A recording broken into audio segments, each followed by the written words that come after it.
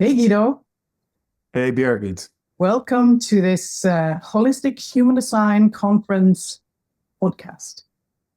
thank you. Have you ever been to Norway before? No, this is actually something having been invited, which has been a welcome key, let's say, to me at least 3 or 4 years, maybe already trying to make my way there. So I'm looking forward. Finally, because Yeah, you travel a bit, don't you? I grew up in the Far East in Asia, and yeah, ever since I've traveled a lot. I haven't traveled the last year so much.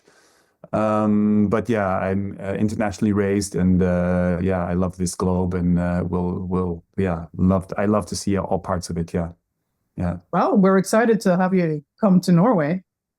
Do you have any idea what you're gonna bring to us?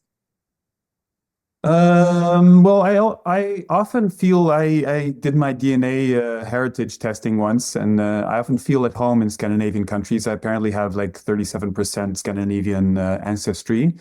So I have the feeling I was in Sweden a year ago in the winter around this time.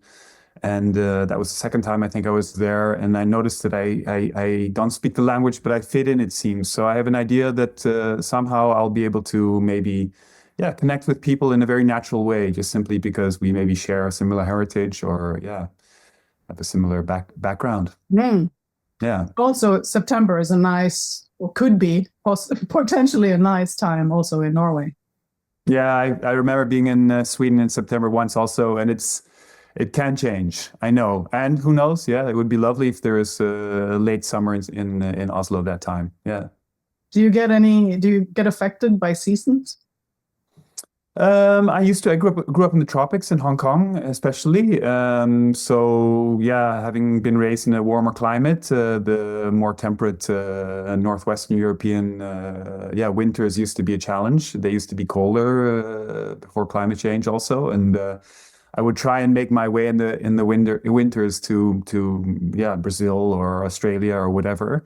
But by now I make a bit of a sport of seeing the winter through, and then every little bit of sun that emerges is always welcome. And no, I'm by now I can manage quite well the cold. Do you Yeah. have any like tools you use, like Yeah, meditation? it's funny you say it because I thought to ask it. Yeah, I do. I often have done cold water swimming, so that helps a lot. Yeah, yeah, Mm. yeah.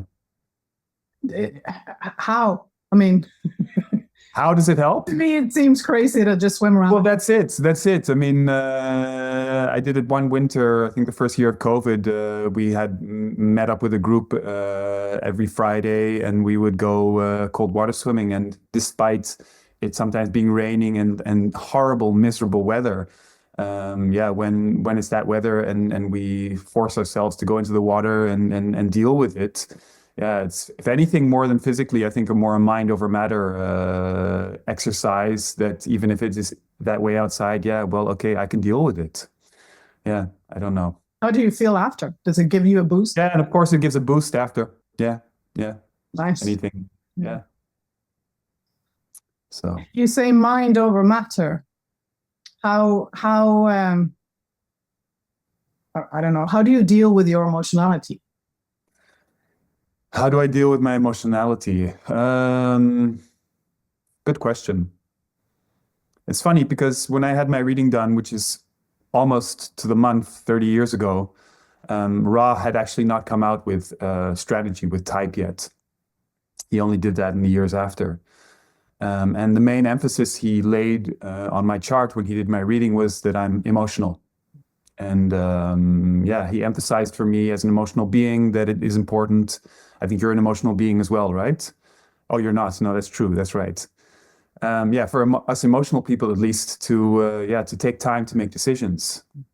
And so I made it a habit. I was 20 at the time. I made it a habit to constantly force myself because I think, growing up and yeah, starting to adapt and starting to live not self. Yeah, not listen to my emotions and been very spontaneous. Forced myself to constantly, whether I liked it or not, say, I don't know, I'm going to wait, maybe I'm going to sleep over it. And in a way, I think for a long time that was more, yeah, giving space to my emotions. And by now, I'm also allowing myself a lot more to express the emotions, whatever they are in the moment, even if it's not clear. It's just so long as I try not to, make them be a decision. That's a good distinction there. Thanks. Yeah. So to even in the moment express an anger or whatever emotion there is, and the other person might perceive that because that anger especially is not a very accepted emotion, as if I've decided that I want to sever this connection or whatever. But I'm not necessarily doing that. I'm expressing my emotion at that moment. Can that be left out of the context of what the emotions over time are? So I try to express them more freely, and for myself at least, and maybe to others communicate that that's the moment, and who knows over time. Has this? I'm sure it has been a process over 30 years, but like how has it changed the way you deal with your emotionality over time? Well, that's why all of a sudden I noticed in my previous answer already, like, okay, how do I deal with that? It's been a huge trajectory over 30 years, yeah. And to be honest, Birgit, I wonder if I'll ever get to a natural way of expressing my emotions. You'll hear, I think, more often in this talk that we have, and that's what I emphasize in any talk I have with people, whether it's professionally through using human design or just in general, is that I have the idea that the extent of our conditioning is extreme. To the extent how Ra used to emphasize that it's very few that will actually be able to shed their conditioning.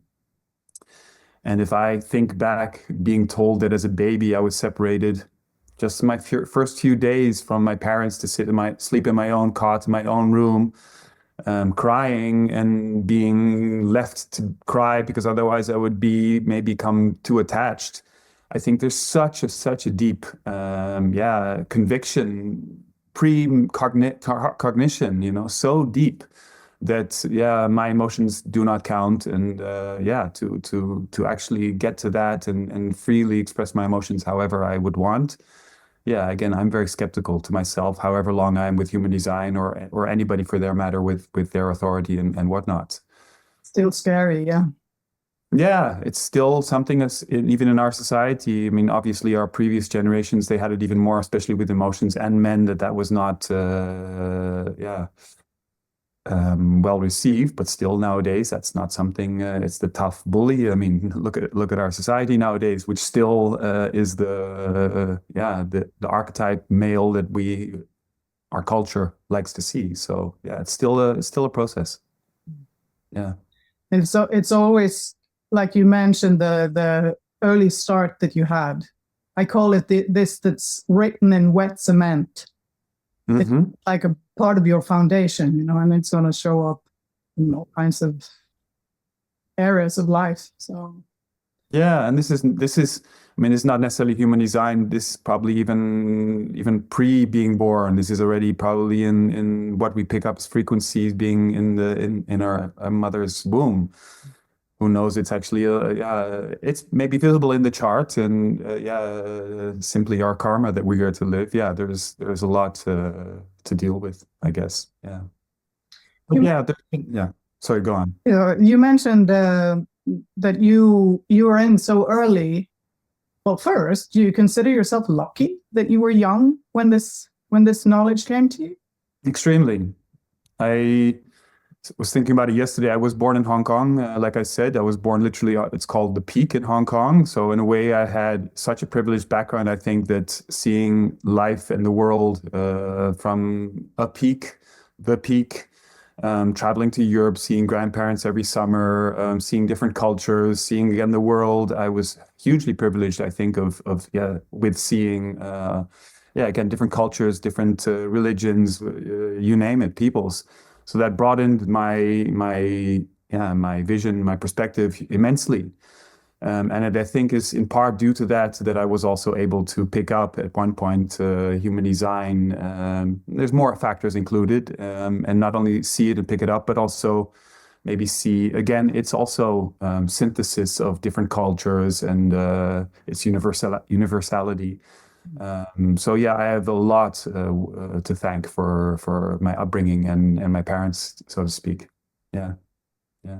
And also you were lucky in a sense to get the human design knowledge also early. I mean, 20, a lot of people don't meet this until they're like ready fucked by conditioning. I'm sure you were too, but just this early, when it's usually that age when you really start to make your own decisions. It's true. I remember Ra saying that 20 for a manifester is probably too late. So, like you say, probably fucked already. And yeah, I mean, it's great. To be honest, and this will probably be challenging for a lot of people, meeting this knowledge already being a parent.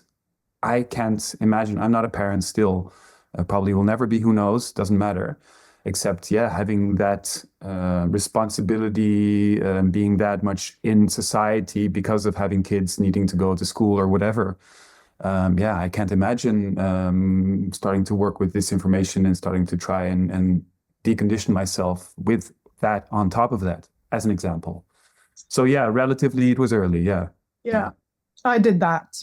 And I'm very grateful that human design knowledge came in when my son was so young. Yeah. Just getting out of my head, because I would have given him like the best opportunities for me. Mm-hmm. And he's very different. So I'm very grateful for that. And I would have raised him very differently now because I have more experience. But yeah. And it was before he had, in Dutch we say, the duty to learn, before he was like 5 and had to go to school, or was it? Yeah. 3.5 when this. Yeah. Mm-hmm. Yeah. But also, like you said, this was before Ra came with type. Mm-hmm.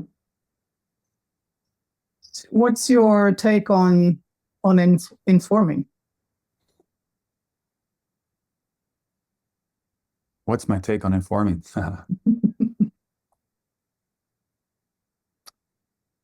Oof, I'm not straight away clear how to answer that question. What's my take on informing? The first thing comes to mind, and it's not quick to come to mind, I notice. Yeah, an alternative word that comes to mind is expressing. So a manifester is here to manifest or to inform, to express. Yeah, and I think that there is where the fear resides within the manifester, is when we expressed freely as children, that was not always appreciated because it was probably not the normal way how people expressed themselves, different.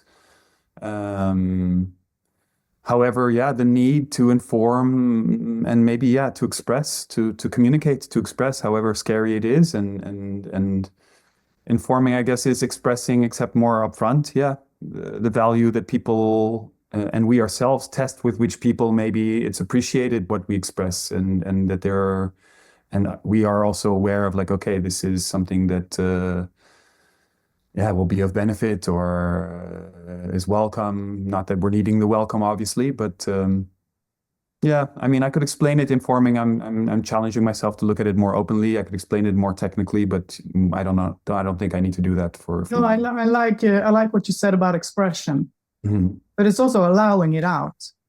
Yeah, for sure. And I've noticed that with the manifestors around me, that just getting the information that we don't read you guys as easily. Perhaps expressing what's going on can help us, people around. That's like something that I see. So it's this, but it's daring this expression. I find manifestors holding that power, holding that. It is, and especially when we take into account what we've now already been considering or mentioning a couple of times, the fact, likely, that nearly every manifestor, especially, or every human and every manifestor, therefore, is living not self, and therefore holds rage and anger. So for that manifestor then to dare to start expressing themselves, it maybe even begins or revolves around especially expressing anger and rage. And there again, it's like taking the step into the deep, or the plunge into the deep, because that's especially the places where we've then in the past been punished or looked upon, frowned upon. So what I notice, and I don't, by the way, only do this for manifestors, this is what I try to get everybody else, me as a manifestor, to do, is express more, inform their surroundings more of what, especially so-called negative sentiment they have in themselves. or frustration for a generator or whatever it is. Express it, inform the people around you. That's, I think, what I am here to do, and also hopefully to empower. I'm an individual manifestor, empower other people also manifest, express, inform, communicate to your surroundings what it is, that is alive. Where or how or what is peace for you? What is peace? I guess when everybody can be heard, also along the lines of what I just said. If everybody can be heard, then there's no need with that rage to amplify it, to make it even more clear. Everybody can be heard.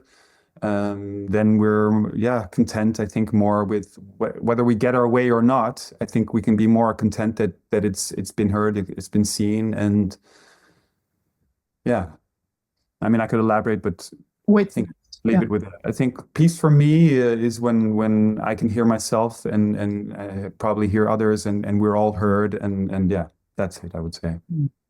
Yeah. Nice one. What's your relationship to music? Yeah, that's a very interesting story, I would say, even if I say so myself. So I have one channel, the 1222. I'm a very specific manifester. It's an unconscious channel. And it's an individual channel, which is the 1222. We have it actually through the transits right now. The sun is in the 22, unconsciously in the 12. And I was, funnily enough, in love with the manifester, also born on this day, funnily enough, and was head over heels. And at one point, she wanted to be free. And I was that head over heels that became a very tough thing for me to deal with, including with the fact that my father died literally at that moment. I was 40, which is a transitioning period in my experience. And I lost it. I was in my mind trying to constantly analyze, rationalize, understand it, grasp it. And emotionally, I was distraught, totally. I remember for a couple of months, I would wake up in the middle of the night, could not sleep again, and whatnot. And I say interesting because at one point, the 1222, the 22 where the sun is in right now, it's about listening. It's the left ear specifically. And what I would do in those months is I would go to the beach and I would try again, work things out, but also nature hopefully would help me. And at one point, returning from the beach, I noticed there was something funny with my left ear. And the following day, I was like, I'm hearing a bit off. And so I went to to the doctor, and he said, go to the hospital because he did this and I did not hear anything. And I had all of a sudden become deaf in my left ear, sudden deafness. Wow. No, physical explanation, but emotional, as I think often with sickness and disease it is, reason behind it. And I lost my hearing in my left ear. And the 1222 is also a romantic channel, so it's again a lot often regarding romance, and in this case also. And by that time, it was interesting because I noticed, my goodness, this woman is not in my life, and sad and everything for it, but I cannot anymore now also hear music in stereo. And that was something for me which was even more distressing. Because hearing it just with my right ear, I guess also not being able to hear it emotionally, hear it come in, but also not in stereo, therefore again. It was my experience of people, but especially music was turned upside down. And I found myself, and it was very liberating because I noticed I found myself not praying for this woman to again be back in my life or anything. I prayed for myself again, hopefully, dear Lord, to be able to hear music again. Yeah. Yes. And so the very, I don't know how to call it, standard thing of, music is my only friend or best friend or everything. Yes, yes. And that was in that experience so alive. And I would listen to another 1222 manifestor friend of mine, whose music I often would cry to. And that was a process. And I would listen with both headphones in, but only hear with right. And after a week and a half, all of a sudden in my left ear, I heard it, and it started to open, and I was, overjoyed and elated that finally, or luckily, it had returned. Yeah. So music is my first love, I will say. Yeah, and I notice it also in I'm a manifester, so I'm a mover. I would say also my passion has been, it's less so the last year, which I'm happy for because it was to the extreme. I have been ecstatic dancing for already 14 years that it's already in Europe. But yeah, until this year, I was doing it 3 times a week, 7 years in a row. So yeah, the moving to the music, and yeah, that's been a main thing for me. Also, for me, this story is just, I work with health. And with my open emotional or undefined emotional system, this has been my area of focus.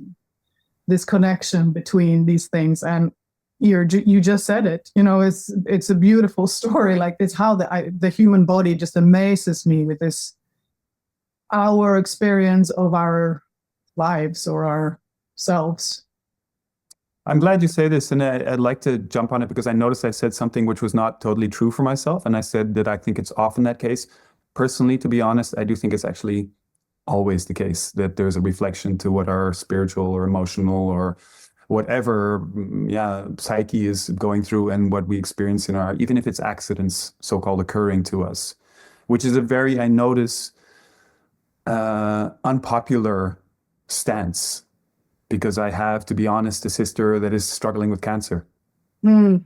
I notice in that circumstance how nearly everybody in their way of trying to console her will all, and she herself, I think to a large extent also will see that as something having, unluckily befallen her instead of, I think, also more than she does because she is, in my experience, quite conscious. Look to see what is the lesson, as people call it. And when I say this, I do think to myself, Guido, if I'm in that position and when I'm in that position, can I say it as blatantly as I do now? So yeah. Also, we don't know how we will react until we're in a situation. Mm-hmm. So I mean, it's easy to. This is what I see when I meet people with cancer or having gone through cancer. Is this? Everybody comes with advice. Everybody tells them what to do. Mm-hmm. And everyone that goes through it, they look back and they say it's a spiritual experience. Mm-hmm. So it's fascinating to me. But I'm half logical. And my area of focus has been in this weird center that is our sociality, our spirituality, and emotion. It's so big. It's the biggest center, biggest motor there. So it makes sense to me that this is a huge part, a huge factor of, I would say, it's like the keynotes are truth, avoiding truth or not knowing truth in the moment. But I like the switch of honesty because it brings it home to me. Truth is a very vague concept. But this honesty, like being honest with myself and with my life and my decisions, is health in my way. Yeah. So it makes sense to me that this big center is involved with dis-ease and health. Yeah, several things come up in my mind when I hear you sharing right now. Apparently, I notice it's quite alive in you also. So yeah, happy to hear your aliveness. And I notice I have a certain take also on cancer, and I'm like, okay, let me not also then impose that, not impose, but suggest that, because like you say, everybody does it. So I'll not straight away do that. I think to myself, I have a recollection now of how I think you introduced yourself also. You're splenic as well, right? You have the 28-38. Am I correct with that? Yeah. Yeah. Yeah. And for the emotions, I think indeed are so dominant a theme for us as we learn to human design. And any splenic being in my vocabulary is here to be a healer. So whether it's healing through the physical and also healing through the emotional, I think physical well-being is the role for a splenic being. Yeah, and this is also why I asked this music question, because I'm moving into having music be part of my healing, how I share my journey. So this is why I always ask people, like, what's your relationship to music?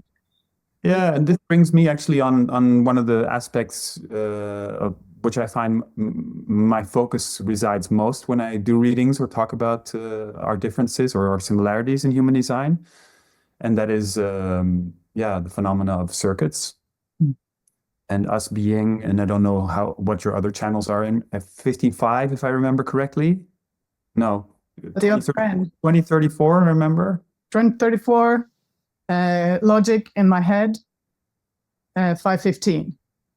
Yeah, okay, 55, 515, yeah. Anyway, the circuits in the 2838 being acoustic, or the other modalities. I also have the 22.5 starred twice in my chart, so I hear you when you talk about this. Where the sun is right now, yeah. Anyway, we might get a bit more to circuits, but I refer to them briefly because, with individuality, as I think a lot of people will know, acoustics are our frequency or our way to connect, pick up. Yeah. Do you produce or make any music yourself, or do you listen? No, I don't really. I play a didgeridoo. So that is a musical instrument. However, I do it more for the circular breathing, which is also the key again for emotional, I think balance or process. However, I'm often jealous still how I see a lot of DJ friends DJ or also play musics and consider I would love to do that. And I guess I take advantage of their capabilities and especially enjoy it through the movement, I'm the dancer more than the musician, I would say. Yeah. And it's a good expression through the body too. But how do you dance without the music? So, yeah.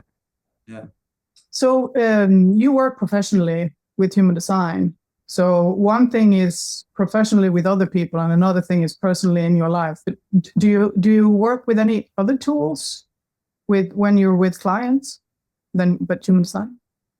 I mean, I've studied all kinds of esoteric modalities. I even went to the university because I thought I'll combine psychology with human design. However, I finished after I quit after my first propaedetics first year in psychology because I thought, I'm not learning so much compared to what I was with human design.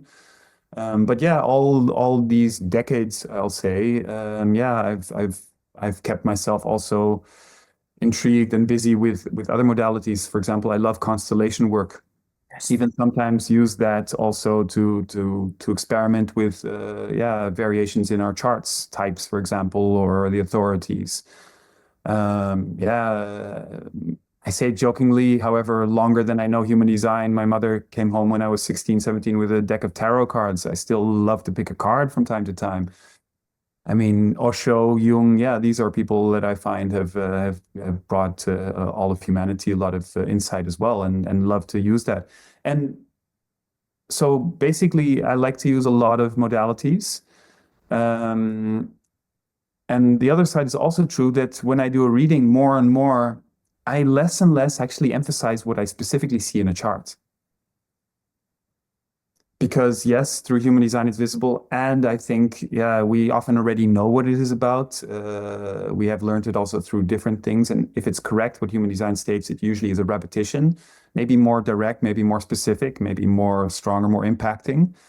But usually what I find is, and also a chart is usually very simple what the key is. So I'm usually trying to say if the person is really wanting a reading also, because I don't promote myself. So people, when they come, I'm even often like, do you really want a session with me? Because I'll not, give you just a nice story. I'll confront you with, this is what you already know for so long, and are you going to finally do it? Or not do certain things, especially, quit the work that you're unsatisfied with, for example. I do work with human design professionally, and I notice I get a little bit even averse to when I see other people emphasize so much all the theory in human design. I myself also, I'm very old school. I again was introduced at an early age, and I'm not even that versed in all the four perspectives, for example. And I keep on going back. What Ra, I know, also would do near the end is he would say constantly, it's all about strategy and authority. So yeah, I'll use a chart, and that's usually the way that people will come to me, especially if I'm working professionally. And I'll again try and make it more simple about like, hey, this is what it is, and let's talk also in a more general way. How does that look in your life? Yeah. Do you prefer groups or one-on-one? What's the biggest impact? I can make impact in groups. I know. I mean, I think you were also at the workshop I did in Ibiza. Yeah, I made an impact there. I can in groups sometimes make that impact, and I prefer to do one-on-one. Sometimes people come as a couple, for example, and want a reading, or I had a family actually here last week, father, mother, son, and daughter, which is unique and I find special. And every time, whether it's a couple, whether it's two sisters, whether it's two best friends, I'll over the years have made it that I'll say, okay, but yeah, it's sometimes very valuable for the other person to sit in, but I prefer not. They can share the recording afterwards. When I work ideally intensely with somebody, I like to do it one-on-one because I have the idea I'm trying to get to the real sensitive, darker parts of ourselves that we hide from ourselves often, and whoever is there next to us. For ourselves, it's often difficult to let that in sometimes. So I try to do that in the most sensitive way with a one-on-one. It's warm to my heart. I find myself often saying, partly jokingly, but also like we need a school of suffering. Like we need to learn how to deal with contrast, because everybody's like, what's the recipe for never having to deal with anything dark? So I totally agree. And again, therefore, I'm not so much interested in having people come to me and me explaining all the intricacies of their design and all their potentialities and the beauty that is in their chart. Now, like Ra would also say in the past, I look at the child, and especially also the child that was conditioned from an early age. Yeah, from my language, adapt one thing. We're totally on the same page. I make a distinction between suffering and pain. And yeah, I think we are here to have I don't know what you call it, a school of suffering or a school of looking at the darkness, looking at the pain. And I say that because suffering in my book, or how I think I understand it, is usually more that it's pain, but with the idea that we'll not be able to get around it or let it go. And I think when we finally and I say this theoretically because I also know it from experience because I notice I still also avoid certain pain in my life. Like I say, from a deep age, I still will not always release my emotions. I do think that when we, like a kid, can cry out totally the pain that we experience at that moment, it can be different, and that it not be, that certain subjects remain pain and therefore suffering. I don't know if I'm making sense, but it's a slight distinction. No, I also agree. Thank you for to specify it a little more. For me, it's also something about resistance. Because like the more resistance I have going into an experience, the more pain I can experience in it. And if I just allow, like a surrender to I'm here, it's happening, and take away my own resistance towards it, there's less pain. Yeah. If the resistance brings it. So yeah, and actually now I hear you also, and while I was at the end of what I was just sharing just now, I do think actually I'm noticing I'm turning it around. I think it's through what we perceive then as what our suffering is, and the resistance that we have, that we always have to deal with this pain, that we probably can then meet it as being more pain by having felt it more than it having to remain an idea of suffering. Something else came to mind also. Resistance. Yeah. No, it'll come up. Yeah. Ra said this too, it's like the deepest or hardest pain that a human can experience is the emotional one. Mm-hmm. So yeah, it's a fascinating area for me. Mm-hmm. Yeah, what came to mind also, Birgit, just now was a quote of Jung, who, and it's again just a different way of what Ra would also say, who said something along the lines of, enlightenment consists not merely of the seeing of luminous shapes and visions, but also of making the darkness visible. And the latter is less popular, making the whole process less popular. And I think that's, again, what I also at least encounter in human design, that a lot of people, I'm super grateful that it's being picked up. I always had the faith that it would, and being seen for what it represents. And again, a lot of people will also with human design, see what is possible and not look at where the darkness resides and making that visible. Anyway. How has it been for you also being an OG, the old gangsters, old school? I find I consider myself a second waver. I was trained by Richard. So I'm also old school in that sense. And I found in 2021, the interest for human design in the world just exploded. And now everyone's an expert and making a business out of teaching human design.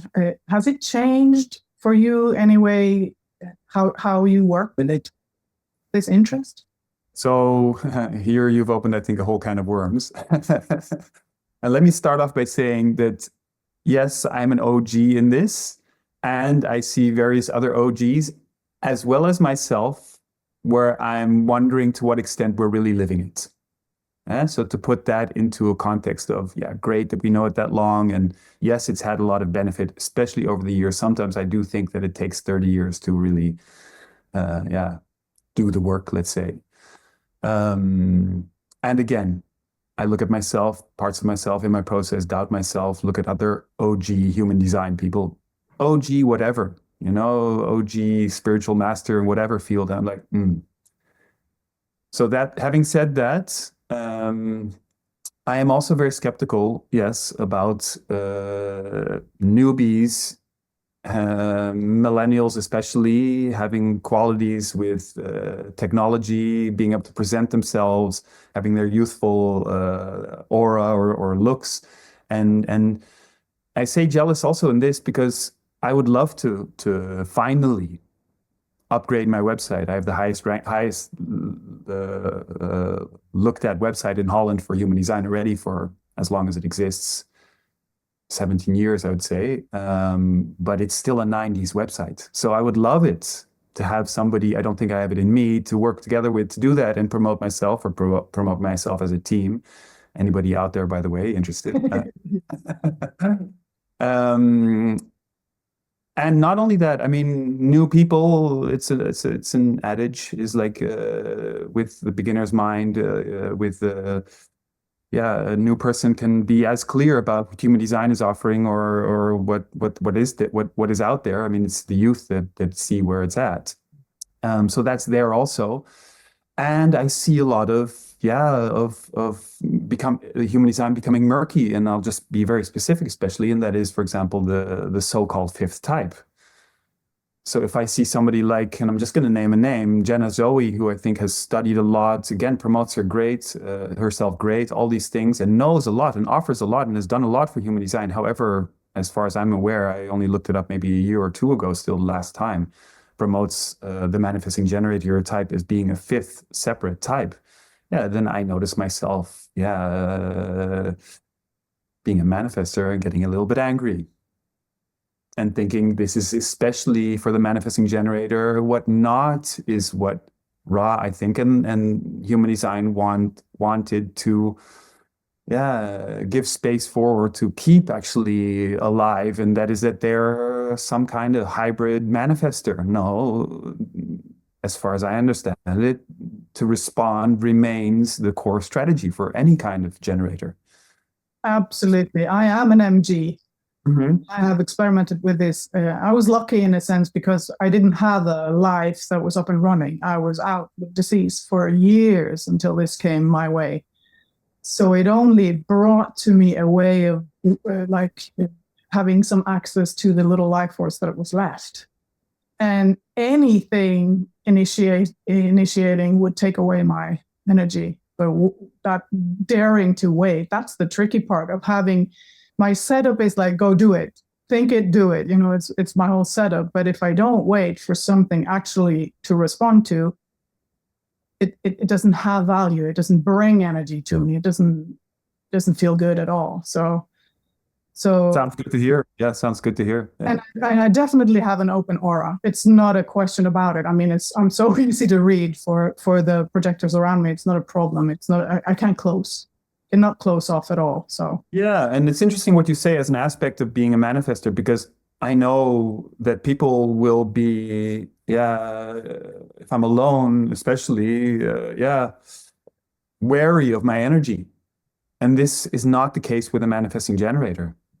So it's not a different type. And so I'm just using, obviously this is an example. So these are things where, I'm very skeptical. And so where I am skeptical also of us OGs, and even skeptical also of the organization itself, I do still consider, with the amount of, as Ra called them, black marketeers out there, and people that with great marketing skills, and also even getting it, to do the formal education,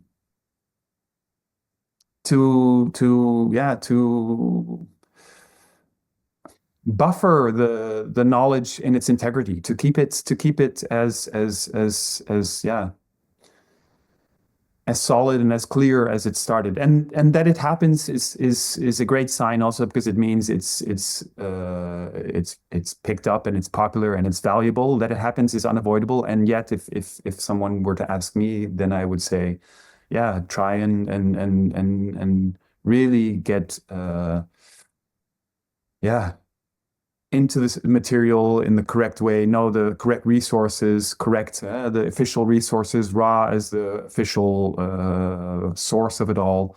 And also what a lot of people know, to take the time. Yes. And also because another thing about the 2021, like this whole shift when we all started doing things online. Mm-hmm. Like I was trained with experimenting in aura with people practically, and feeling it in my body, going, oh, it's not what I thought when I read the thing. And now it feels differently in my body, and then I can learn in a different way.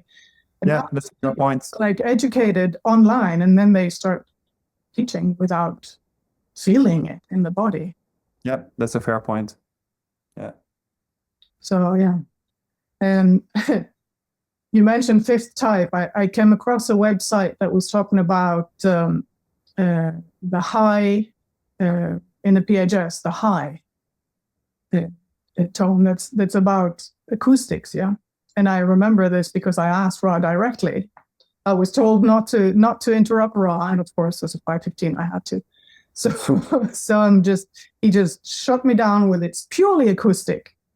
And then I came across this website saying that the high diet kind of is eating things that are grown in altitude, like high up on a tree or on a mountain. Yeah, instead of with high frequency, with Yeah, I was like, you just eat when you smoke and you're high. I mean, it's the same kind of interpretation of the word, so it's just fascinating to me. So that's indeed like an example of how it can become murky. Mm-hmm.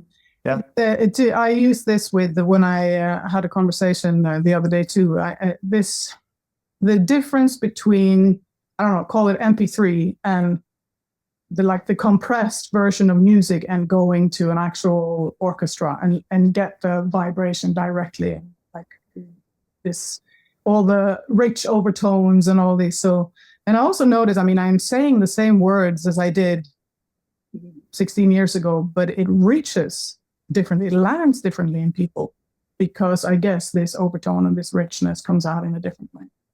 Yeah, if you use that analogy, I concur, and I would say, talking about the fifth type or your example just now, I would say it's not only about there being much clearer or more impacting sound, but literally a note being played false. It's an explanation which is not correct to what the theory in essence is. So that making the whole melody less interesting, less correct, less amusing, whatever. I remember I had a conversation with this lady many years ago. She was, what's it called? She had synesthesia. Oh, yeah. So it's like a combination of senses. So she said, I hate it when they play my favorite song in the wrong color. It makes me nauseous. She was like, so I was like, wait, trying to like wrap my head around that one. It's an interesting. But yeah, it's a bit like this. It makes me a little bit nauseous with this compressed music sometimes. So. Yeah, and to be honest, again, I also can get angry with myself. I want to say frustrated, but then say like, no, that's not a manifestor thing. Maybe frustrated too that I don't market myself better than a lot of people are able and are doing. So props for them, for a lot of people with being able to do that. I have the same. I have exactly the same. It's like, oh wait, I feel like the train just left, and I was like, I've been working to build the station for years, and then the train just left. So, but and again, I'll also emphasize, Brigitte, that the beginner's mind and human design is that clear that certain people say things that I'm like, oh yeah, wow, yeah, hey, cool. Yeah. It's true. I have that too. But I had to take a few rounds with myself, with my honesty. It's like, how do I want to do this? And I want to keep doing what I'm doing. I'm not so keen on, like you said, to feed the information out there, because you can get the information. But if you really want to like experiment with your strategy and authority in your everyday life, your mundane everyday life, with your mother and with your partner and with your kids, I'm there to support. So it's different. Again, you say a couple of things which are intriguing for me, and I like your emphasis on the in-person experimenting. Yeah, I like that. I do regularly. I haven't done it for a long time, to be honest. I do regularly living your design weekends. I actually, with my expertise and experience with human design, again, I'm a 4-1, so I like to focus on the basics.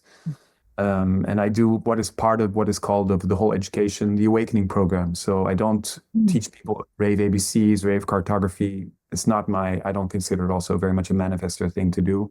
I like to also do the experiment, and I like to do the reading in itself, and living your design weekends.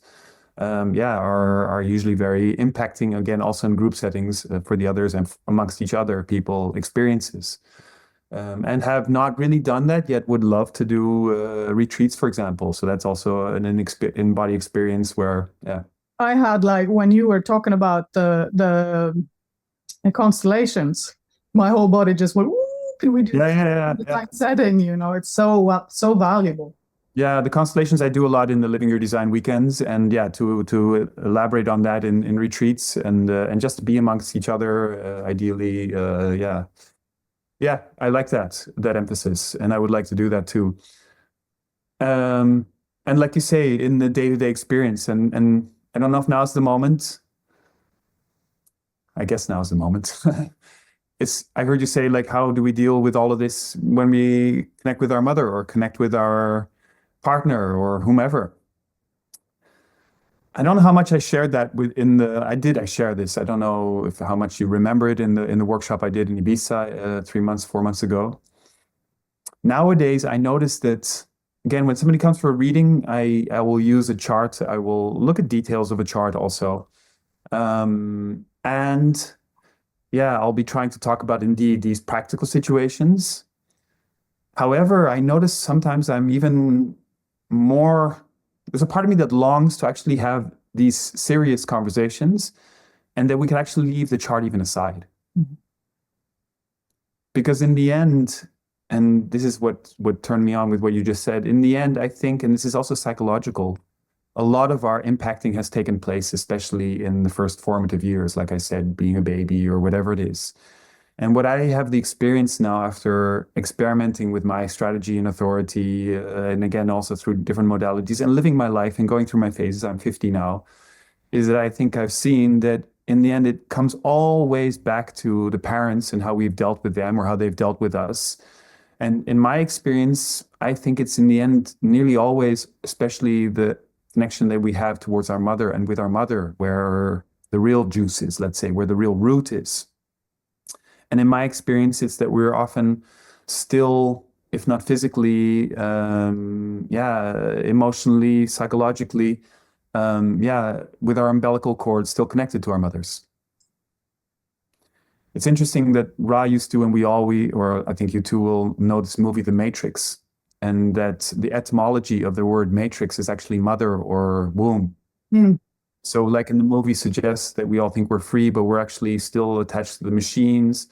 And this is our, I think, conditioned parents and mother also. I think we're often still attached to these wombs. And yeah, where I think in the end, the real work lies is indeed there. And some people will be like, you're so focused on this as a 4-1 and I have the 18s, my Pluto twice and whatever, that I'm like, yeah, if you want to really try it out, following one strategy and authority, can we do that towards our mothers? And that is a really, in my experience for myself, I think, and also for what I think I see with everybody else, fundamentally scary, life-threatening thing to do. Because we have the conviction as a baby growing up that if we were to do that truly and fully, we would be, not fed, kicked out, whatever. And it seems as if that should not be the case anymore when we've left the house and everything. And then the question arises, to what extent have we sought out partners who are similar to them? And, and do the parents even represent our society at large? And who dares to really, cut that umbilical cord? And I put it very specific. I ask people, can you say to hell with you to your mother? This is a very, I say several times, this is a radical thing I suggest. This is a very big taboo, of course. Except I think this is something that as children, we still at some point still dare to say to our mothers and to our fathers just as well. And to whomever, I hate this, I hate you, I wish you were dead, we dare to say. And at one point, it's not allowed anymore. We can't get away with it. And we, I think, continue on. In my idea, for the rest of our lives, nearly everybody, nearly everybody, to still think we have to somewhat adapt and not totally express ourselves. And the question I ask people is there a point in one's life, however deep that is, however difficult it is, that we can finally say, you know what, I hate this, I hate you, fuck off.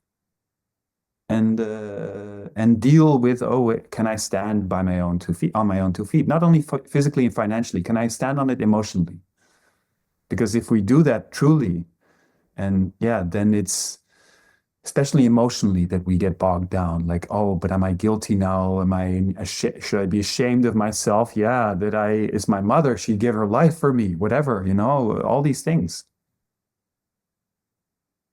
So I advocate really going like hardcore. That's the core. I actually advocate it everywhere. Can you say it to your employer? Can you say it to whomever? Can you say it as a parent to your kid at some point? To hell with you. You're out of the house now. You're here to live your life. And can we then be with ourselves? And when we can be with ourselves, by the way, I don't think it is necessary anymore. That's my experience since several years, that I then continuously have to do it that hard.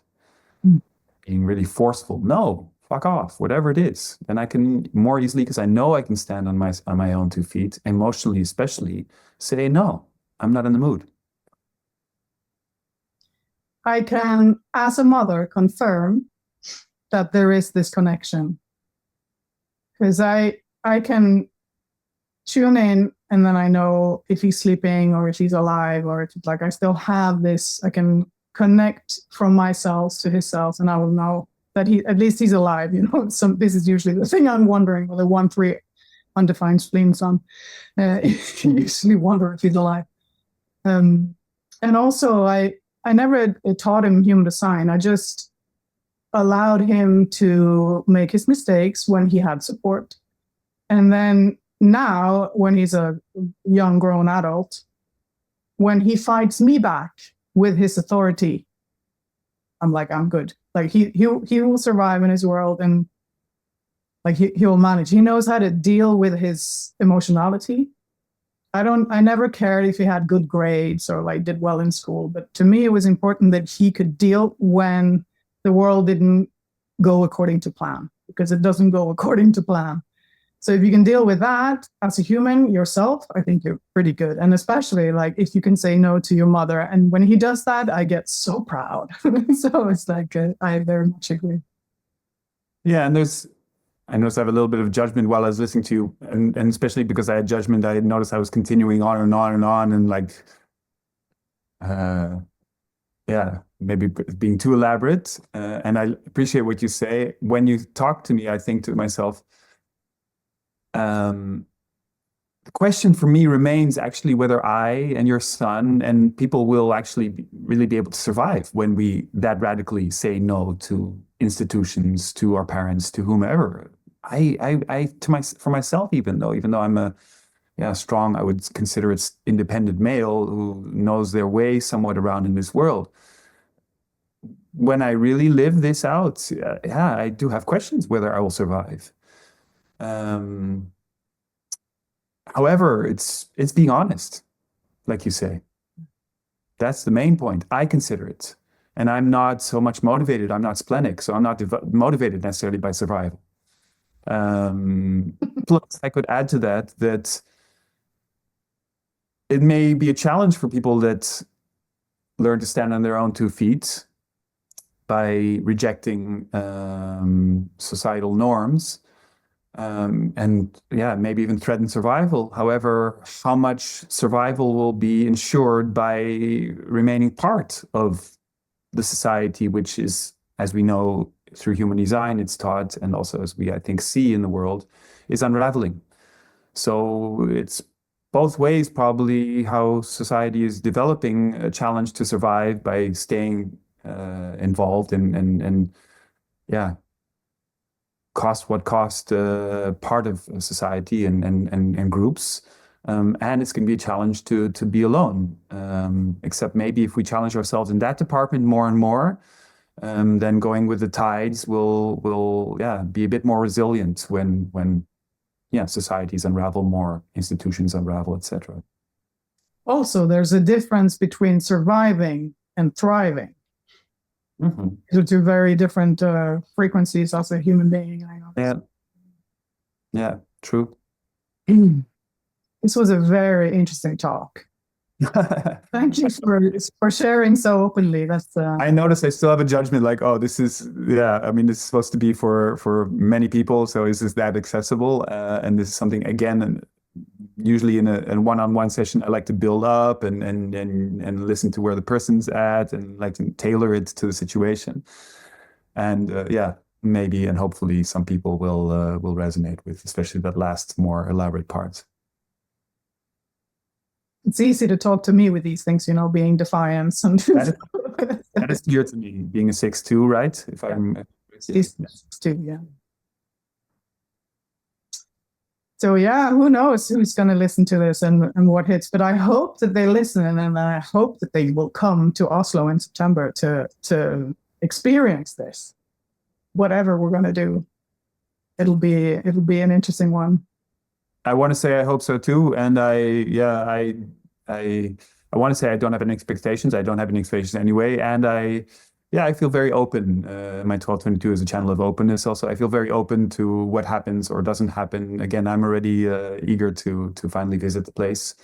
I'm intending also to spend some time beforehand, maybe even arrive in August. I love kayaking also, so who knows, I might even do a kayak experience there and be there. And it would be great to round it off also with like-minded people, more like-minded people, like-minded, interested people to share, and to connect. We look forward to it. Absolutely. Me too. Yeah. Thank you. Thank you too, Birgit.